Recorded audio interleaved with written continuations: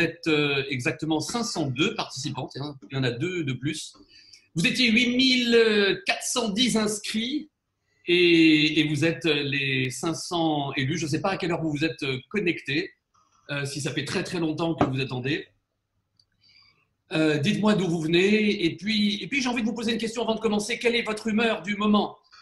Dites-moi quel est votre état d'esprit en un mot. J'ai envie de le savoir. Je vois qu'il y en a qui viennent de Versailles, de Bandol, de Grenoble, de Lille. Vous venez d'un peu partout. Je vois des Belges, Ouistreham. Quel est votre état d'esprit? Oula, j'ai même pas le temps de dire.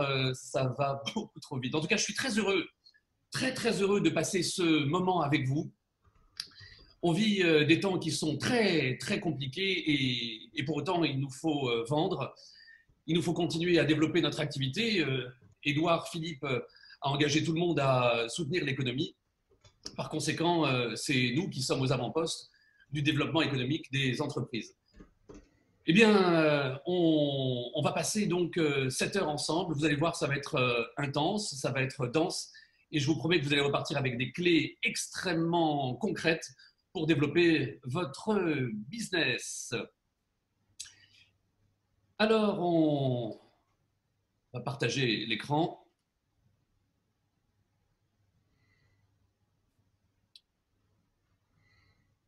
Et on y va. Alors, pour ceux qui ne me connaissent pas, je m'appelle Michael Aguilar. Je suis conférencier. Alors, c'est une expérience très particulière que je vis. Je parle tout seul face à un écran. D'habitude, j'ai plutôt des yeux, des sourires, des visages. Et là, j'ai un écran. C'est pas tout à fait la même expérience. Je suis conférencier spécialisé dans le développement et l'efficacité commerciale et auteur d'une douzaine d'ouvrages. Je dirige également un cabinet de formation spécialisé dans l'efficacité commerciale qui s'appelle Vendeur d'élite avec 6 consultants.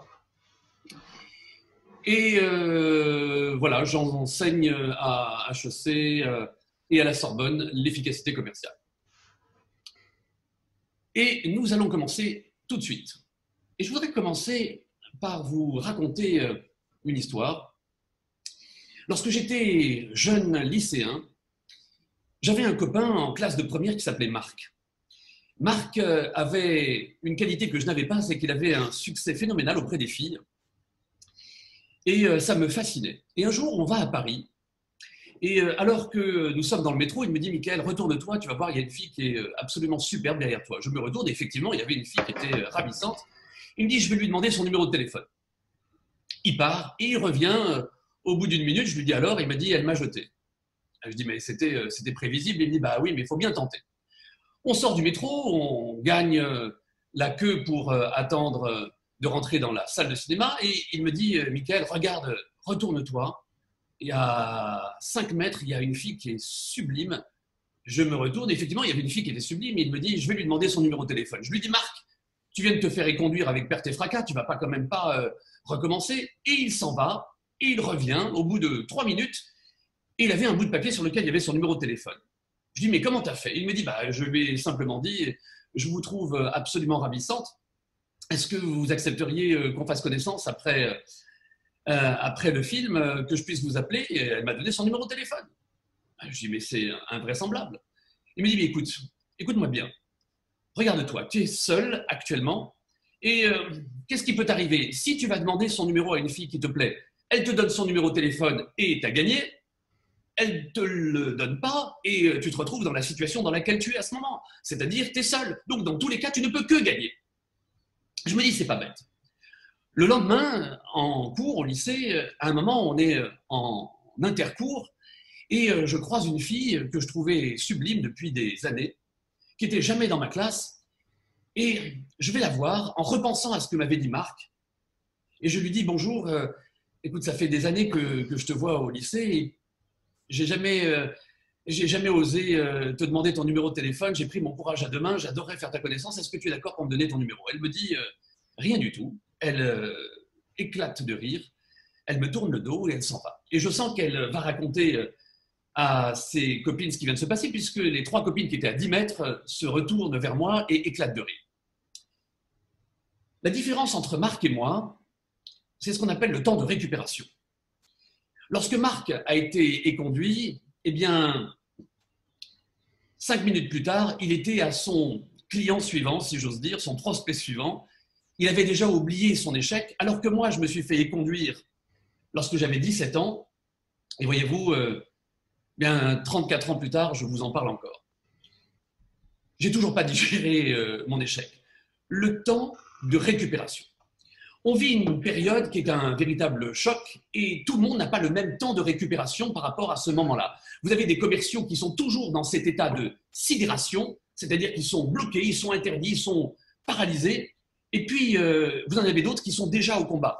Vous avez des clients, lorsque vous les prospectez, ils sont toujours dans cet état de sidération, comme inhibés, paralysés, hypnotisés. Et puis, vous en avez d'autres qui sont prêts à vous écouter. Tout le monde n'a pas le même temps de récupération. Mais ce qui est sûr, c'est que pour nous autres commerciaux, le temps de récupération qui est le nôtre va déterminer votre succès ou votre échec. Beaucoup de gens sont encore aujourd'hui dans cet état de sidération et il est temps de sortir du bois, mes amis. Il est temps d'agir et de repartir au combat commercial. Moi, j'adore cette phrase de Michel Audiard, « Un con qui marche ira toujours plus loin qu'un intellectuel assis ». Ce que je traduis en langage commercial par un vendeur qui avance ira toujours plus loin qu'un vendeur qui pense. Il est temps de se remettre en action et de repartir au combat. L'économie nous attend et on a énormément de travail. Alors oui, il y a une tempête, mais lorsqu'il y a une tempête, il y a deux stratégies. Ou bien on construit des murs, ou bien on fabrique des moulins à vent. Et je voudrais partager avec vous une inspiration. Cette réflexion m'a toujours inspiré. Vous savez, ce n'est pas le sens du vent qui décide de la direction du navire, c'est l'orientation des voiles. Ce n'est pas le sens du vent, l'événement, qui décide de la direction du navire, c'est l'orientation des voiles. L'événement, c'est le même pour tout le monde. Il y a cette crise du coronavirus, on est tous cloîtrés, on est tous confinés. Comment nous allons répondre à cet événement? C'est votre réponse qui va déterminer votre résultat. Et rien d'autre que votre réponse. Parce que l'événement, vous ne pouvez pas agir sur l'événement. En revanche, vous pouvez agir sur la réponse. Il y a quelques années, il y avait eu une grève des chauffeurs routiers. Et le journal télévisé faisait l'écho de cette grève des chauffeurs routiers. Et puis, un journaliste se rend sur les lieux et tend son micro à un automobiliste qui était coincé derrière un camion.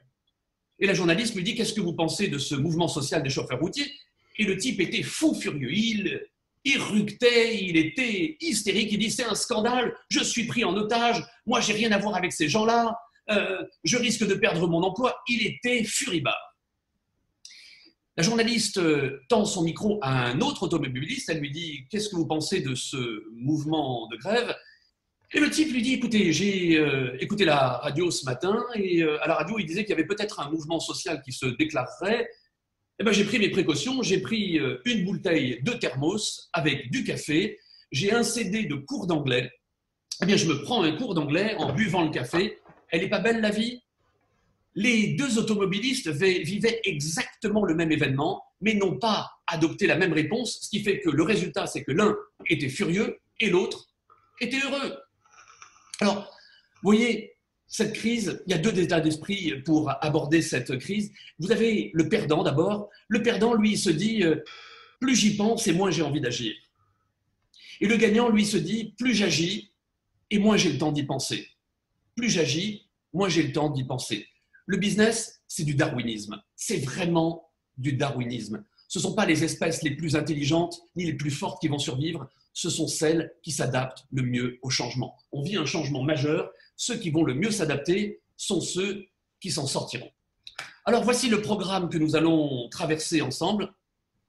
Tout d'abord, je voudrais commencer par ce sujet qui me tient énormément à cœur, parce que je reçois des dizaines, j'ai reçu depuis le début de la crise, peut-être même des centaines de messages sur LinkedIn me disant « Mickaël, je me fais jeter avec perte et fracas par des gens qui me disent « Vous n'avez pas honte d'essayer de faire de l'argent, de faire du business, de me prospecter, alors qu'il y a des gens qui sont en train de mourir. » Donc, on va tordre le cou à cette culpabilité. Ensuite, on verra ce que change fondamentalement une crise par rapport aux temps normaux. Après, on verra quel doit être notre état d'esprit par temps de crise. Ensuite, on verra comment communiquer avec un prospect ou un client quand on est en situation de crise, ce n'est pas la même chose que quand tout va bien. Et enfin, à la fin, je vous donnerai des clés très concrètes pour traiter des objections de clients pendant la crise, à savoir, c'est pas le moment, on a interrompu tous nos achats, on va attendre la fin de la crise, etc., etc. Vous repartirez avec des clés vraiment très concrètes. Alors on attaque, et je voudrais tordre le cou à cette culpabilité qui est la nôtre. Nous, commerciaux, de faire du business alors que des infirmières sont en train de lutter pour faire vivre des personnes malades. C'est pas simple. Alors, je vais être extrêmement concret, mes amis, et plutôt cash. Ceux qui me connaissent savent que je ne m'embarrasse pas de circonlocution. Vous contribuez, les vendeurs, tous les vendeurs qui me regardent, tous les entrepreneurs qui me regardent, vous contribuez, nous contribuons, je contribue à sauver des vies. J'assume complètement ce que je dis, nous contribuons à sauver des vies et je vais vous le prouver. C'est pas compliqué. Alors, bien sûr, il y a les infirmières qui sont, elles, en première ligne et les médecins qui sont en première ligne, eux, sont directement dans l'action. Mais nous, également, nous y contribuons en deuxième ligne. Comment? Vous pouvez regarder n'importe quelle facture que vous publiez, regardez vos factures et vous verrez qu'il y a toujours une ligne qui s'appelle la TVA. Si vous faites 60 000 € de chiffre d'affaires, cette TVA, eh bien, elle vous indique un montant de 12 000 €. 12 000 €, ce n'est pas neutre. C'est le prix d'un respirateur. Chaque fois que vous faites 60 000 € de chiffre d'affaires, vous faites un chèque de 12 000 € à l'État et 12 000 €, l'État peut acheter un respirateur, peut acheter des milliers de masques qu'on ne trouve pas, peut acheter des gels hydroalcooliques. Nous participons, nous contribuons à financer l'hôpital public. Regardez votre fiche de paye, regardez tout ce que vous payez en termes de charges sociales.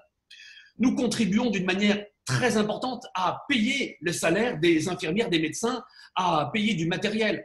Nous avons besoin de notre travail, de notre chiffre d'affaires. Vous n'êtes pas virologue, vous n'êtes pas infectiologue, je ne le suis pas non plus. Vous ne pouvez pas faire grand-chose pour mettre un terme à cette crise du coronavirus. En revanche, ce que vous pouvez faire, c'est gagner de l'argent. Parce qu'en gagnant de l'argent, vous soutenez l'économie. Et soutenir l'économie, payer des charges sociales, c'est payer les infirmières. Alors, vous savez, ça remonte à très loin, cette histoire de la culpabilité des vendeurs. Si vous lisez les évangiles de saint Matthieu, vous trouverez cette phrase « Puis Jésus rentra dans sa maison, il y chassa tous les acheteurs et vendeurs qu'il s'y trouvaient. Ma maison, leur dit-il, vous en faites un repère de brigands. Vendre signifia trahir pendant 1100 années. Il a fallu attendre l'an 1100 pour que vendre signifiât commercer. Mais vous le savez, on en a même conservé l'usage du mot puisqu'on dit de quelqu'un « t'es un vendu », ce qui signifie « t'es un traître ». T'es un vendu. Vous avez dans les évangiles de Marc cette phrase « il est plus facile pour un chameau de passer par le chat d'une aiguille que pour un riche d'entrer au royaume des cieux ». Alors voilà, les gens qui gagnent de l'argent, les gens qui font du commerce, les vendeurs, sont honnis par la Bible de tout temps et de toute éternité.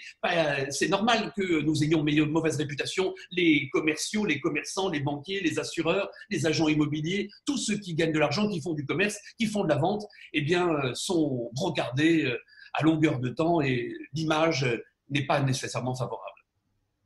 Il y a quelques jours, j'appelais sur LinkedIn les gens à faire de l'argent, à gagner de l'argent, à faire du commerce, à vendre.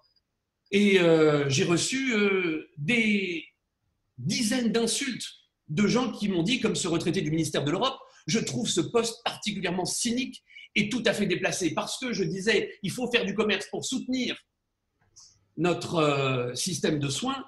On me dit que ce poste est cynique. Ce à quoi j'ai répondu, vous avez toute votre vie travaillé dans la fonction publique avec une rémunération garantie, Jean-Charles. Vous ne savez donc pas ce que c'est que d'aller chercher son salaire et de voir sa trésorerie fondre en vous demandant comment payer les salaires.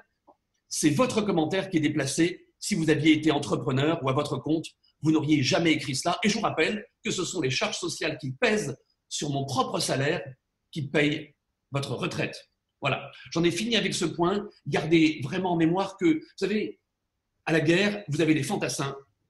Et puis derrière, vous avez le génie, vous avez le train, vous avez tous ceux qui fabriquent les munitions, qui fabriquent les armes, qui fabriquent les équipements et qui nourrissent les fantassins. Alors nous ne sommes pas les fantassins, mais nous sommes derrière à soutenir nos fantassins. Et on a besoin de ça.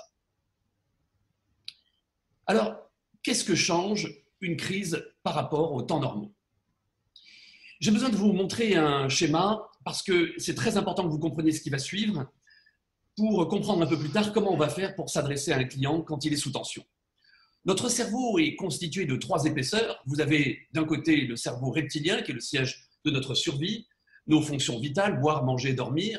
Vous avez ensuite le cerveau limbique, qui est le siège de nos émotions, la peur, la colère, la tristesse.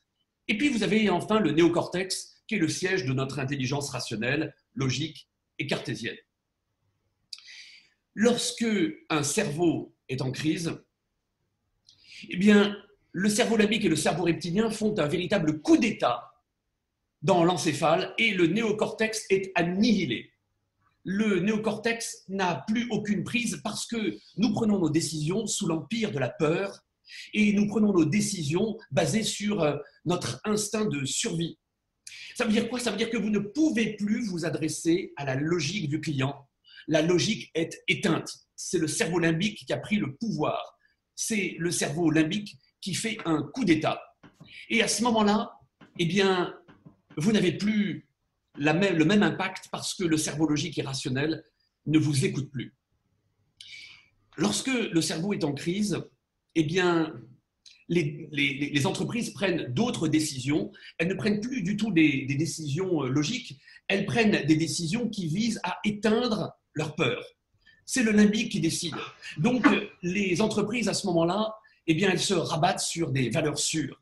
Il s'agit de ne plus prendre de risques du tout. Elles mettent en place des process dans tous les coins et il ne faut plus prendre de risques.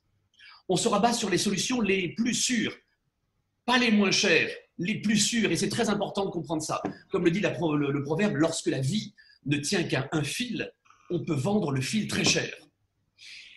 Les gens, lorsqu'ils ont peur, ils prennent des décisions pour retirer leur peur. Et parfois, d'ailleurs, retirer sa peur consiste à acheter ce qu'il y a de plus cher. Je vais vous donner 2 exemples très concrets. Il se trouve que par le métier que j'exerce, je prends l'avion 2 fois, 3 fois par semaine. Et je déteste prendre l'avion. J'ai la trouille en avion. Eh bien, figurez-vous que je n'ai jamais acheté un billet d'avion sur Ryanair, sur EasyJet. Jamais. Pourquoi? J'ai peur. Et je me rassure en achetant le billet le plus cher. Je voyage sur Air France, je voyage sur les compagnies régulières. Parce que je me dis, Air France, ça coûte cher, donc si ça coûte cher, ça veut dire que, eh bien, ils ne lésinent pas sur la maintenance de l'avion. Et puis surtout, si mon billet coûte cher, Air France gagne de l'argent. Et avec l'argent qu'ils gagnent, ils peuvent payer très cher le pilote. Et donc, s'ils payent le pilote très cher, ça veut dire qu'ils ont pris le meilleur pilote. Et donc, s'il faut atterrir sur l'eau, comme l'a fait, vous vous souvenez, ce pilote américain sur l'Hudson River, eh bien, il saura le faire parce que c'était vraisemblablement le meilleur de sa classe. Alors que le moins bon, il travaille chez Ryanair. J'ai peur, je me rassure en achetant ce qu'il y a de plus cher. J'étais le mois dernier en Namibie, juste avant le confinement. À un moment, j'étais dans un petit village et j'avais faim. Il y avait une épicerie et il n'y avait que des produits que je ne connaissais pas, avec des emballages improbables, des marques inconnues. J'avais peur de faire une intoxication alimentaire. Je n'ai acheté que des produits et des marques que je connaissais. C'est-à-dire, j'ai acheté du Nutella, de l'Evian, des Oreos. Alors, j'ai pris 3 kilos, mais je me suis rassuré en achetant ce qu'il y avait de plus cher.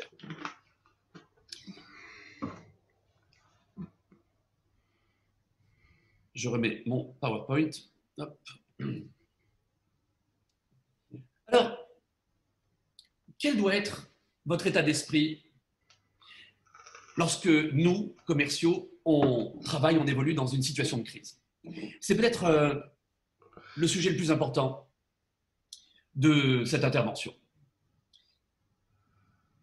Parce que vous savez, c'est votre état d'esprit qui détermine votre résultat. Si vous pensez que c'est la crise, vous la fabriquerez, vous y contribuerez. Si vous pensez qu'il y a des opportunités, vous les saisirez. Votre état d'esprit va déterminer votre résultat.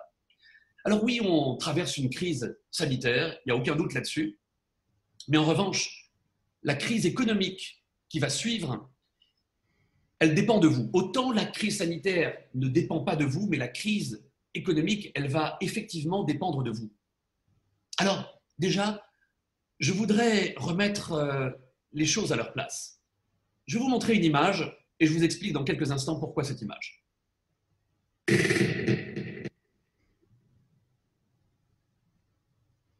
Ce que vous voyez là à l'écran s'appelle la guerre. Ça, c'est la guerre. Emmanuel Macron nous a dit nous étions en guerre. Non, ça, c'est la guerre. Ce que Emmanuel Macron nous demande de faire, c'est plutôt ça. Ceux qui ont vécu une guerre, nos grands-parents, arrière-grands-parents, savent que ce n'est pas tout à fait la même chose.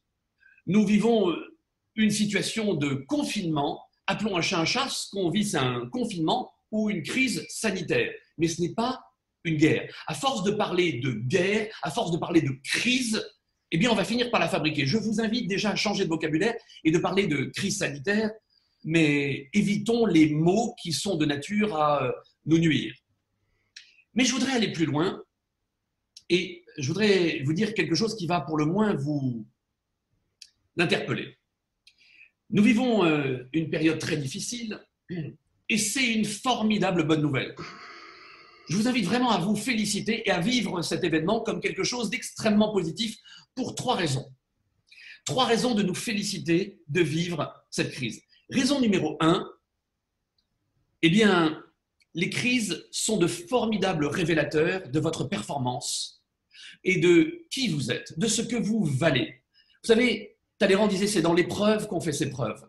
C'est dans l'épreuve qu'on fait ses preuves. C'est lorsqu'il y a un tremblement de terre que l'on sait si le bâtiment était construit en respectant les normes sismiques. On ne peut pas savoir s'il était bien construit avant d'avoir vécu un tremblement de terre.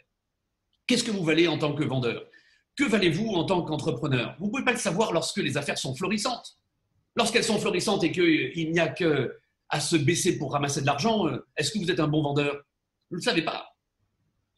Maintenant, vous allez le savoir. Dans les jours et les semaines suivantes, vous allez savoir ce que vous valez. C'est dans le besoin qu'on reconnaît ses amis, dit le proverbe. C'est dans l'épreuve qu'on fait ses preuves. Tous ceux qui me regardent actuellement et qui ont vécu une tragédie, un moment difficile, une faillite, la disparition d'un être cher, ceux qui ont vécu un drame personnel, une maladie, c'est à ce moment-là que vous avez su si vous pouviez compter sur les vôtres, sur vos amis, sur vos proches, qui étaient à vos côtés. C'est à ce moment-là. Autrement, quand tout va bien, quand vous faites des affaires et que vous gagnez beaucoup d'argent, vous êtes en bonne santé, c'est facile d'avoir des amis. Mais lorsque vous perdez tout, qui est là? Qui est à vos côtés? Qui vous soutient? Qu'est-ce que vaut votre patron? Vous n'en savez rien du tout. Mais c'est le jour où vous avez des difficultés que vous allez voir s'il vous met la tête dans l'eau ou s'il vous la sort. Si vous êtes patron, qu'est-ce que valent vos collaborateurs? Est-ce qu'ils s'en vont à la faveur d'une crise ou est-ce qu'ils sont là? Est-ce que vous pouvez compter sur eux quand il y a de la difficulté, quand il y a de l'épreuve? C'est génial d'avoir enfin la vérité des prix et de savoir qui sont les autres et qui nous sommes. Il y a un proverbe américain que j'adore citer qui dit « Par temps de grands vents, même les dindons savent voler. » Même les dindons savent voler. Quand il y a du vent, c'est facile de voler, mais quand il n'y a plus de vent, est-ce qu'on est un dindon? Est-ce qu'on est un aigle? Eh bien, vous allez le savoir. La deuxième raison, c'est que, comme le disait Sénèque, seul l'arbre qui subit les assauts du vent est vraiment vigoureux, car c'est dans cette lutte que ses racines mises à l'épreuve se fortifient. Et c'est génial parce que Nietzsche disait également ce qui ne nous tue pas nous rend plus forts. Eh bien, lorsque nous allons traverser cette crise, ceux qui vont rester eh bien, seront beaucoup plus solides, seront beaucoup plus forts parce que les tempêtes donnent des racines beaucoup plus profondes aux chênes. Et puis, troisième point, à ne pas du tout négliger, comme le disait John Rockefeller, où que nous regardions sur cette terre, les opportunités surgissent toujours de l'intérieur des problèmes. Toujours. Et il y a des gens qui ont fait fortune à la faveur d'une crise. Il y a toujours des opportunités à saisir lorsque l'on traverse des crises. Je pourrais vous donner plein d'exemples. Je vous en donne juste 2. Alain Afflelou, nous sommes au début des années 70. Alain Afflelou est un opticien dans la banlieue de Bordeaux, au Bouscat. Il a un magasin et puis tout à coup, un arrêté ministériel lui annonce qu'il va y avoir des travaux dans sa rue et plus personne ne pourra circuler. Il est pris de panique, il se dit si aucune voiture ne peut circuler, si personne ne peut se garer devant le magasin, eh bien, je vais faire faillite. Il est pris de panique et il se dit il faut que je trouve une solution et il décide de mobiliser toutes ses ressources financières et de prendre un 2e magasin. Il prend un risque, il ouvre un 2e magasin et finalement, lorsqu'il l'a ouvert, il se rend compte que avoir 2 magasins ou un seul, finalement, ce n'était pas plus compliqué que ça. Il en ouvre un 3e, un 4e, Et il comprend que quand on en a 4, on peut en avoir 5, et ainsi de suite. Et il devient l'un des plus grands franchiseurs au monde dans le domaine de l'optique. Et sa biographie nous dit qu'il n'aurait jamais ouvert un deuxième magasin s'il n'avait pas connu cette crise. Et donc, c'est à la faveur de cette crise qu'il a saisi cette opportunité et qui lui a permis de devenir l'un des plus grands opticiens au monde. En 1973, la France veut lancer un satellite de communication, l'Europe veut lancer un satellite qui s'appelle Symphonie. L'Europe se tourne vers les États-Unis et veut louer un lanceur d'engins pour emmener ce satellite en espace, dans l'espace. Et les États-Unis refusent parce qu'ils ont peur de la concurrence européenne, refusent pour la première fois de louer ces fusées. L'Europe est prise de panique et elle se dit qu'elle ne pourra jamais être concurrentielle et elle décide, à la faveur de cette crise majeure, de créer Ariane Espace. Ariane Espace n'aurait jamais été créé si les États-Unis n'avaient pas plongé l'Europe dans cette crise. Et des exemples comme ça, je peux vous en raconter des dizaines, des dizaines. Mais on va aller un petit peu plus loin à présent et je voudrais vous inviter à quitter le côté obscur de la force. Quitter le côté obscur. J'appartiens à une association de conférenciers américaine et chaque année, depuis maintenant 2005, je me rends aux États-Unis à mon congrès à moi. Et en 2013, j'ai sympathisé avec un Américain, un conférencier américain qui est devenu un ami et qui m'a raconté une histoire que j'ai trouvée superbe et que je vais vous raconter à mon tour. Il m'a dit, je peux te raconter cette histoire parce que je viens très souvent en France, j'adore ton pays, mais il faut que tu saches une chose, Michael. Pas si tu sais, mais Dieu a créé la terre en 7 jours. Le premier jour, il a créé le ciel, les étoiles. Le deuxième jour, il a créé l'écorce terrestre. Et puis, le troisième jour, il a créé les différents pays. Et le quatrième jour, la mer, les océans. Le cinquième jour, les montagnes. Le sixième jour, la faune et la flore. Et le dernier jour, il se dit, avant de m'arrêter, je vais créer une œuvre qui sera ma plus belle création. Je veux terminer sur un chef-d'œuvre. Je vais créer un pays qui réunira toutes les qualités. Ce sera un pays avec des campagnes somptueuses, un pays avec des mers et des océans, des rivières et des lacs et des plages sublimes. Dans ce pays, il y aura également des montagnes majestueuses et puis des falaises impressionnantes. Et puis, je vais charger ce pays d'histoire. Il aura une histoire qui éclairera le reste de l'humanité, une histoire prodigieuse. Et enfin, il aura des villes qui seront toutes différentes les unes des autres, et sa capitale sera un joyau. Et Dieu a regardé son œuvre et se dit, c'est pas juste. Je suis Dieu, j'ai un devoir d'équité, de justice. J'ai pas le droit de faire ça. Il faut que je rétablisse l'équilibre et la justice vis-à-vis des autres pays qui n'ont pas autant d'atouts. Et donc Dieu, pour rétablir l'équilibre, a décidé de créer les Français. Bon, j'espère que vous êtes morts de rire derrière votre écran. Dieu a créé les Français. Nous sommes le pays le plus râleur du monde. Nous sommes connus pour ça. On a une réputation d'être toujours en train de nous plaindre. C'est très simple. Pourquoi est-ce qu'on se plaint ? Eh bien, pour une raison très simple. C'est que nous avons inventé quelque chose de merveilleux qui s'appelle l'État-providence. L'État-providence, c'est un État centralisé qui s'occupe de notre bonheur, qui assure nos soins, l'hôpital public, la retraite, le chômage. Aujourd'hui, 8 millions de personnes sont en chômage partiel. Et ça, c'est fabuleux. Mais lorsque l'on sous-traite à un État le soin d'assurer notre bonheur, eh bien, lorsque l'État est défaillant, on est en panique. On n'a plus l'habitude de se prendre par la main et on s'est en quelque sorte déresponsabilisé. Et on se demande que fait l'État, que fait le gouvernement, que fait Emmanuel Macron, que fait Bruxelles, que fait l'Europe, que font les uns les autres.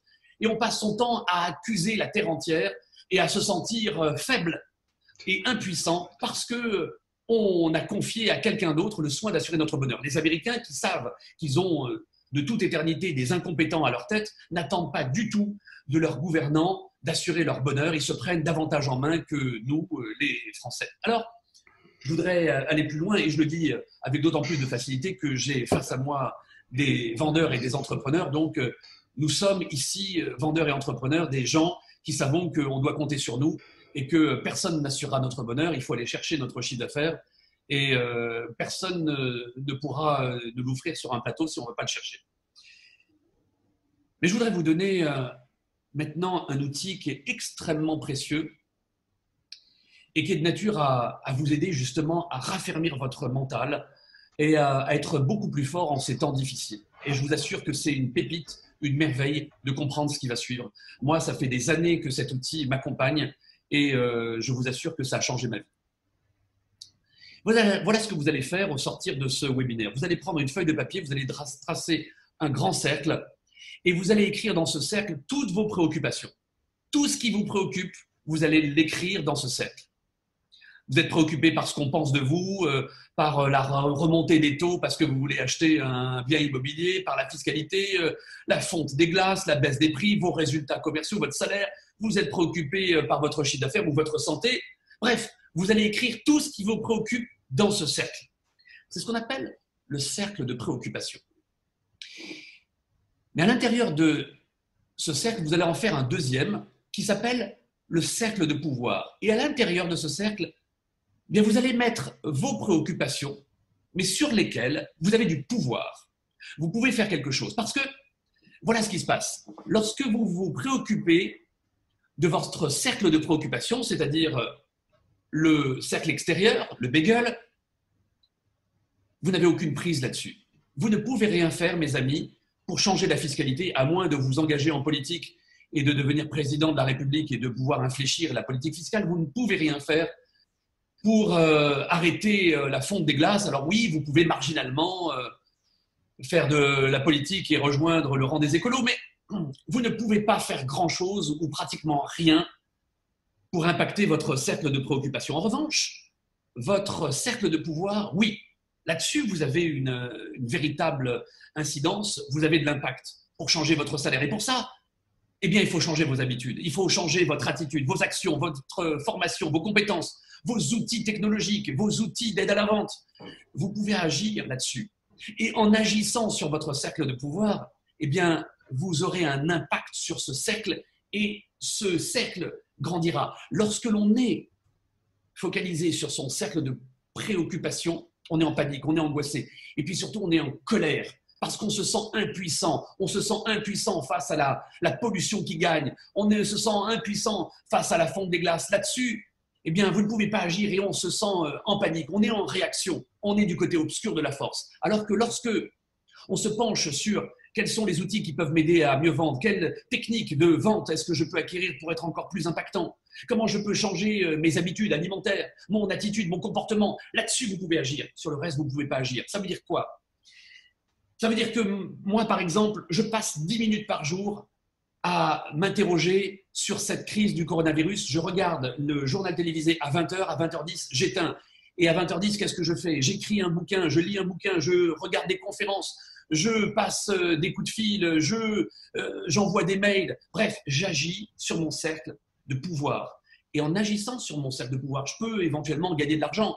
Et avec cet argent, eh bien, je peux l'envoyer à la Fondation des Hôpitaux de Paris. Je peux agir sur mon cercle de préoccupation et élargir ce cercle de pouvoir. Donc, ne passez pas plus de temps que ça à manifester avec les uns les autres, à lever les bras au ciel pour dire que notre pays est gouverné par des gens qui n'ont rien vu. Ça ne sert à rien, vous perdez votre temps. Pendant ce temps, vous pouviez envoyer un mail, vous pouviez aller sur LinkedIn, contacter un client. Bref, vous pouviez vous occuper de vos affaires et avoir un mental beaucoup plus fort. On avance et on rentre dans le cœur du réacteur nucléaire, mes amis. Comment communiquer avec un prospect, avec un client en temps de crise? Alors, pour ça, on va revenir à notre cerveau. J'ai quelque chose d'extrêmement important à vous dire et vous devez absolument entendre ce que je vais vous dire là. Vous avez face à vous des gens dont vous ne savez rien du combat qu'ils sont en train de conduire. Est-ce qu'ils sont malades? Est-ce qu'ils ont perdu un proche? Est-ce qu'ils ont été licenciés? Est-ce qu'ils ont peur pour leur avenir? Est-ce qu'ils vivent une faillite personnelle? Est-ce qu'ils vivent un drame familial? On ne sait absolument rien de la personne qu'on appelle ou qu'on contacte. Cette personne est peut-être totalement enfermée dans son cerveau limbique et en panique. Vous allez donc devoir impérativement faire une chose, c'est-à-dire que le premier temps de la valse, c'est de vous occuper du cerveau limbique de votre interlocuteur. Écoutez-le, écoutez-la, passez du temps à sonder ses émotions. Donc le premier temps de la valse, j'écoute, vous ne vendez rien. Vous pouvez faire un appel en 2 fois, en 2 temps, ou peut-être un 2 en 1, mais en tout cas, le temps numéro 1, ou le premier appel, j'écoute, je pose des questions et je vois à quel point l'autre est plongé dans ses émotions ou pas. Mais en tout cas, il faut que votre interlocuteur puisse expurger ses émotions. Vous ne pourrez accéder au néocortex une fois que les émotions seront purgées. À ce moment-là, vous pourrez parler peut-être business, parler de choses rationnelles, cartésiennes, logiques, mais dans un deuxième temps. Le premier temps consiste absolument à écouter et passer du temps à demander comment allez-vous. Comment est-ce que vous vivez cette expérience du confinement? Qu'est-ce qui vous apparaît le plus difficile à gérer en ce moment? Qu'est-ce qui a changé pour vous dans votre organisation suite à cette crise du coronavirus? Est-ce que ça a été toutefois l'occasion de faire de bonnes découvertes? Est-ce que le télétravail est un succès pour vous? Ou est-ce que le live vous manque, vos collègues, vos clients, vos fournisseurs? Comment ça se passe pour vous? Écoutez. Et alors ça peut prendre 30 secondes, ça peut prendre 5 minutes, mais il faut que la personne sorte ses émotions. Dans un deuxième temps, après je vais vous donner des scénarios téléphoniques, dans un deuxième temps on pourra parler business, mais dans un premier temps il s'agit de partager des émotions à tout prix. Comme le disait ce chef indien qui s'appelle Sitting Bull, il disait: si tu n'es pas à mes côtés pendant mon combat, n'espère pas participer à ma victoire. Donc si vous avez en face de vous des clients qui sont dans un combat, eh bien il faut être avec eux, les soutenir, et à ce moment-là, lorsqu'ils seront en victoire, victorieux, vous pourrez être à leur côté et ils se souviendront de vous. Alors, 2 scénarios. Vous appelez un client, vous appelez un prospect. Vous appelez un client, c'est ce qui est le plus facile. Quand vous appelez le client, vous l'appelez en lui disant bonjour monsieur Machepro, je vous appelle juste pour prendre de vos nouvelles. Je n'ai rien à vous vendre, je n'ai rien à vous proposer. Je veux juste savoir si tout va bien de votre côté et si je peux vous être utile en quelque façon qui relève de mon domaine de compétences. Est-ce que mes produits, mes services vous sont toujours utiles en ces temps de confinement? Est-ce que vous avez réussi à maintenir une activité économique? Est-ce que vous avez suffisamment de stock pour livrer vos clients si vous êtes un vendeur de produits?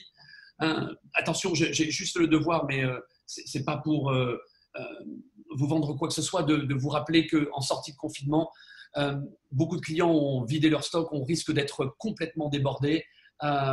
Et s'il vous reste très peu de produits, je vous invite à y penser parce que j'ai peur qu'on soit complètement débordé, que les délais s'allongent. Vous allez voir à travers simplement ce questionnement qui a commencé par « je vous appelle pour prendre de vos nouvelles », si votre interlocuteur est disposé ou non à parler business. Si la personne n'est pas disposée parce qu'elle vit un drame, un problème, on s'arrête là et on appellera un peu plus tard et on fera peut-être du business. Peut-être du business. Mais c'est sûr que ça va être beaucoup plus difficile aujourd'hui qu'hier. Alors maintenant, vous appelez un prospect. Alors voilà, le scénario que je vous invite à adopter.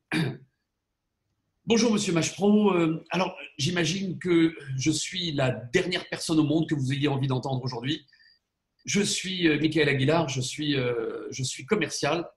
Je vous appelle en lien avec cette crise du coronavirus que nous traversons. Toutes les entreprises aujourd'hui coupent leur budget et font actuellement des économies drastiques parce que chacun voit ses recettes fondre. Et justement, notre entreprise propose des solutions permettant de faire de réelles économies, ou alors des solutions qui permettent de gagner de l'argent. Ou alors, si vous ne proposez pas des solutions qui font des économies ou qui font gagner de l'argent, vous pouvez dire des solutions qui permettent vraiment de voir sa vie plus douce en cette période de confinement ou en cette période très tourmentée. C'est-à-dire que vous devez lier absolument votre appel à la crise du coronavirus. Comme cette crise fait que les gens ne dépensent plus ou ne gagnent plus, vous appelez pour faire des économies ou pour faire gagner ou pour améliorer la vie de votre client. J'étais hier avec des vendeurs de véranda et véranda, ce n'est pas ni économie ni gagner de l'argent. Mais l'argumentaire, c'était de dire cette crise du coronavirus nous a montré à quel point il est important de bien vivre dans ce logement lorsqu'on y est confiné 24 heures sur 24 et que parfois il nous manque de l'espace. Et c'est justement pour la raison pour laquelle je vous appelle, pour savoir si justement, est-ce qu'il vous a manqué 20 mètres carrés aujourd'hui dans votre logement. Il y a toujours un moyen de faire un lien entre ce que vous proposez et cette crise du coronavirus. Alors maintenant, voyons les objections de crise et voilà comment nous y répondons. Nous pouvons y répondre. Le client vous dit « c'est vraiment pas le moment, j'ai pas la tête à ça ». Madame, vous allez sans doute me trouver odieusement effronté. Il n'y a jamais eu de meilleur moment pour investir que maintenant. Vous connaissez d'ailleurs sans doute le vieux dicton boursier « il faut acheter au son du canon et vendre au son du violon ». C'est maintenant le meilleur moment d'investir. D'ailleurs, regardez comment font les États pour gérer une crise majeure. En investissant, ils investissent des milliards dans les grands travaux, ils inondent les marchés de liquidités. Personne ne s'est jamais enrichi en faisant le dos rond et en attendant qu'une crise passe. Jamais. Il y a donc des opportunités et c'est la raison pour laquelle je vous appelle pour vous permettre de les saisir. Puis d'ailleurs, vous savez, moi je ne me vois pas du tout comme un vendeur, mais plutôt comme quelqu'un qui peut vous proposer les moyens d'aider votre entreprise à sortir gagnante de cette crise. Ou alors comme quelqu'un qui peut vous faire des économies majeures, comme quelqu'un qui peut vous faire gagner de l'argent. Bref, je suis là pour vous apporter de la valeur et non pas pour vous importuner. On comprime tous nos budgets. Mais vous avez tout à fait raison. D'ailleurs, nous-mêmes, on fait exactement la même chose. Mais c'est justement la raison pour laquelle je vous contacte. Votre entreprise a fait le choix de verrouiller les dépenses non essentielles. Et c'est un acte de saine gestion. Moi, ce que je vous propose, c'est essentiel. Parce que c'est ce qui va vous permettre de conserver vos revenus ou d'augmenter vos revenus de votre entreprise. Est-ce que vous voulez être celui qui aura débloqué le budget nécessaire pour contribuer à une sortie de crise encore plus rapide pour votre entreprise? Et puis d'ailleurs, vous savez, c'est exactement pour cette raison de compression budgétaire qu'on est dans la panade qui est la nôtre aujourd'hui. Parce qu'un jour, un fonctionnaire a décidé de tirer un trait sur la ligne masque FFP2, faire des économies sur les respirateurs. Voilà pourquoi on est tous confinés et que l'économie s'effondre. Parce que quelqu'un a fait une économie sur une dépense essentielle. Et moi, j'ai la faiblesse de croire que le produit que je vous propose est absolument essentiel pour sortir de la crise, pour vous faire gagner de l'argent, pour faire des économies, etc., etc. Je vais attendre la fin de la crise. Alors moi, j'adore traiter cette objection par ce qu'on appelle du storytelling. Voilà l'histoire que je raconte chaque fois que quelqu'un me dit « on va attendre pour investir ». Je dis, vous savez, laissez-moi vous raconter une histoire. Il y a précisément 20 ans, j'étais parti en vacances en Italie et je me suis fait voler mon appareil photo. J'avais un très bel appareil photo Minolta argentique. Je me le suis fait voler et j'étais très contrarié. Et à mon retour en France, je me suis décidé à acheter un nouvel appareil photo numérique. On était dans un changement de technologie, mais objectivement, la qualité des appareils numériques n'était pas satisfaisante. On était à 1,5 million de pixels. Autant dire que l'image ne me satisfaisait pas. Je me suis dit, je vais attendre. Cette fameuse phrase, je vais attendre pour investir. J'ai attendu 1 an et 1 an plus tard, eh bien, la qualité était déjà un peu meilleure. On était à 3,5 millions de pixels, je trouvais ça pas mal, mais encore pas satisfaisant. Et donc, j'ai attendu 1 an de plus. Et donc, 1 an plus tard, là, on était à 5 millions de pixels. Et à ce moment-là, oui, la qualité était satisfaisante. Et j'ai décidé de m'acheter mon premier appareil photo numérique. Problème. Je n'ai aucune photo de ma fille de l'âge de 2 à 4 ans. Et voilà, et je m'en veux terriblement. Ma fille m'en veut également d'avoir voulu faire une économie. Bref, vous savez, c'est jamais une bonne idée de repousser un investissement stratégique. Le coût de l'attente est toujours très cher. Voilà une première histoire que vous pouvez récupérer. Vous pouvez trouver dans votre propre histoire un récit qui montre que attendre, ce n'est pas une bonne idée. J'ai une deuxième histoire à vous raconter. Il y a quelques années, pas mal d'années, j'avais à l'époque 18 ans.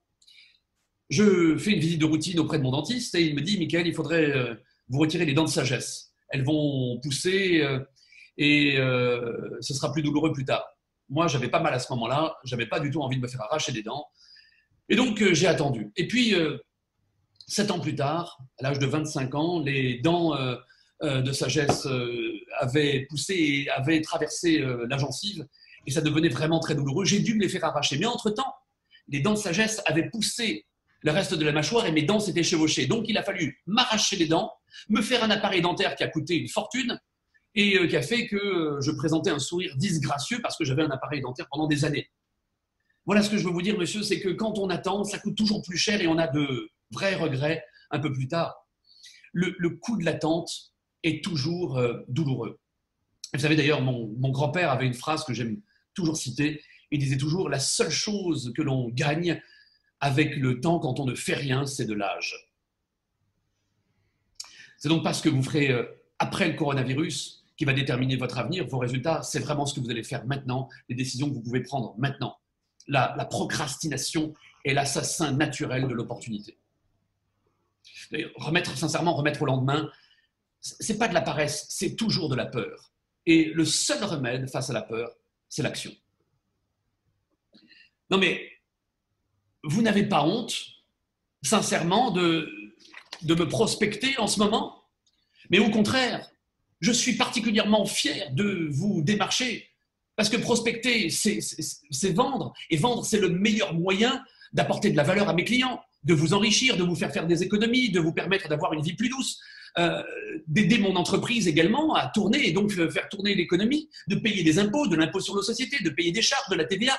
Tout cet argent que l'on paye à l'État lorsque l'on vend va payer les infirmières, les médecins, des respirateurs. Je suis fier de contribuer au développement économique de mon pays. D'ailleurs, vous-même, est-ce que vous avez honte de savoir que vos propres commerciaux se bougent au moment où je vous parle pour sauver votre entreprise et votre emploi?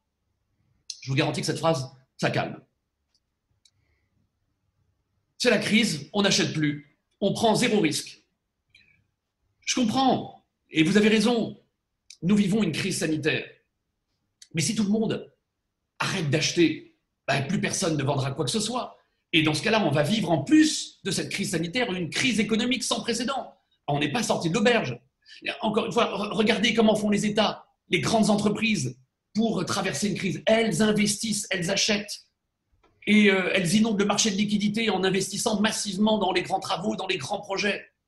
Parce qu'en conservant les travailleurs dans l'activité et dans l'action, eh bien, on fait avancer l'économie qui nous permet de payer les infirmières et les médecins. Pour ma part, moi, je me sens très à l'aise en plus parce qu'il ne s'agit pas de vous faire dépenser, il s'agit de vous apporter de la valeur pour vous permettre de vous enrichir, pour vous permettre de faire des économies ou pour avoir une qualité de vie encore plus agréable. Et regardez comment ça se passe dans votre propre entreprise. Vos commerciaux, ils ont arrêté de prospecter? Vous ne vendez plus rien? Vous ne voulez plus rien vendre aujourd'hui? Comment ça se passe?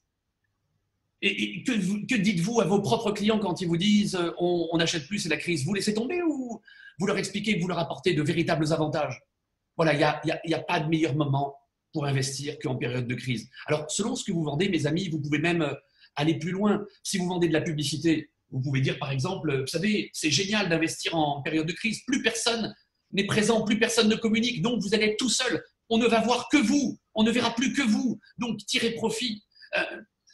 C'est toujours une bonne idée d'investir par temps de crise. D'ailleurs, vous savez peut-être, le mot crise en chinois est formé de 2 idéogrammes.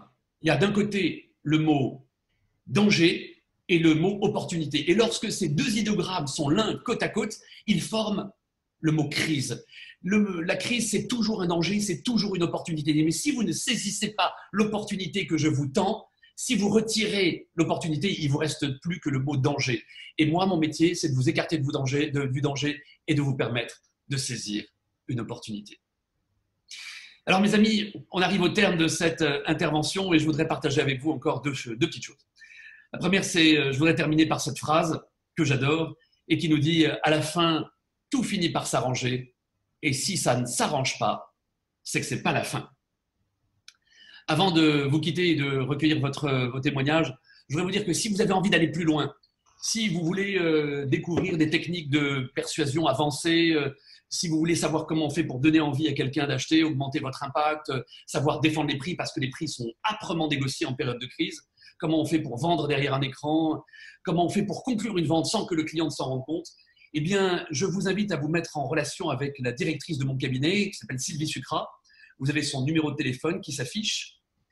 Et on pourra vous proposer du coaching en ligne, des formations à distance. Si vous voulez reproduire cette conférence, on peut également en parler. Et arrive le moment où eh bien, j'ai très envie de recueillir vos impressions sur ces quelques 60 ou 50 minutes quand même. Ouais, 50 minutes qu'on vient de passer ensemble. Dites-moi en un mot, écrivez-moi ce que vous avez ressenti, comment vous avez aimé. Merci pour le magistral. Stimulant, bravo, j'ai adoré, c'est génial. Une belle énergie motivante, très positive, top. Ah, ça fait plaisir, je vous remercie infiniment. Vous êtes adorables. Merci, merci à tous. C'était un vrai bonheur de passer ce moment avec vous. C'est un peu une grande première, j'en ai donné que 4 pour l'instant, des webinaires. Je vous assure que ce n'est pas